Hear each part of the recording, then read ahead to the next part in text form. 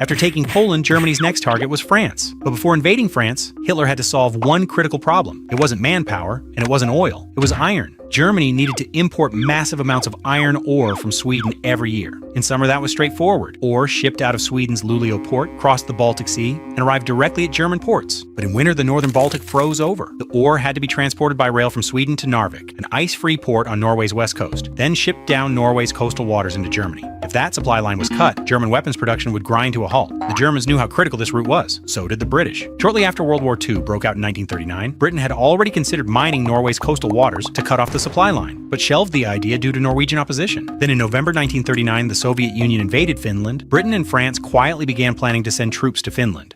Gentlemen, the Soviets have invaded Finland. Thousands of innocent people are suffering. We must send aid. Absolutely. What do you propose?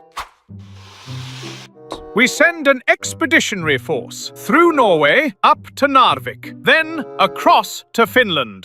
That route goes directly through the Swedish iron ore fields. Yes, we'd have to secure them along the way. And hold them.